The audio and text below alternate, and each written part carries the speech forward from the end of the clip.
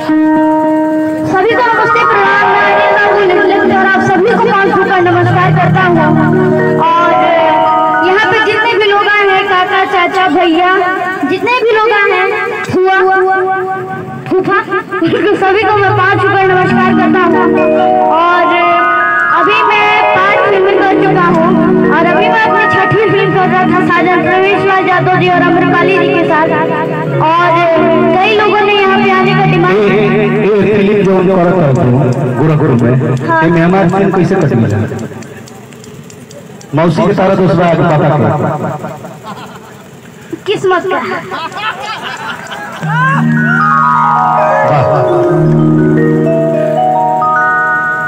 तो अभी मैं अपनी 6वीं फिल्म कर रहा था। आप लोग के प्यार और दुलार से मैं गाना भी गाता हूँ, डांस भी करता हूँ, एक्टिंग भी करता हूँ। अभी तक मैंने 6 फिल्में कर ली है। जो मेरी पहली फिल्म थी खेसारी जी के साथ शादी हो रही थी, और दूसरी फिल्म थी बेबसी जो पंकज मेहता सर के साथ थी। तीसरी फिल्म थी विनोद मिश्रा जी के साथ जयश्री शंभू, और चौथी फिल्म दूल्हा धीरे धीरे चलो ससुराली गलिया पल्लू जी के साथ। और मेरी 5वीं मूवी जुबली स्टार ने रहुआ जी के साथ थी राजा डोली लेके आजा। और मेरी 6वीं फिल्म थी अम्रपाली जी, अभी मैं जो कर रहा हूँ। और आप लोग के लिए अभी मैं वो फिल्म छोड़ के आया हूँ। फिर कल सुबह मेरे को वहीं पे जाना है। 5 तारीख को कौन मुहूर्त हुआ? 5 तारीख कौन मुहूर्त हुआ? 5 तारीख को अभी मैं करूँगा फिल्म अंदाज खेसारी जी के साथ, जो लोकेश सर की फिल्म है, जो बहुत ही बड़े प्रोड्यूसर है आज के डेट में। उनकी जो पहली फिल्म थी क्रिक फाइटर, जो अभी तक 5 करोड़ की मूवी में थी।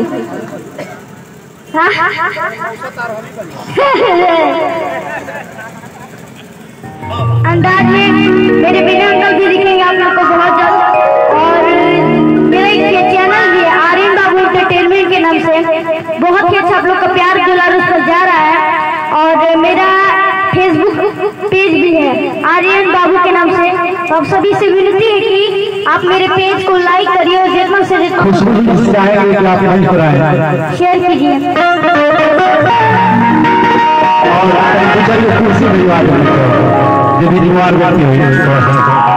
एक बहुत अच्छा मैं वंदना गाना चाहूंगा।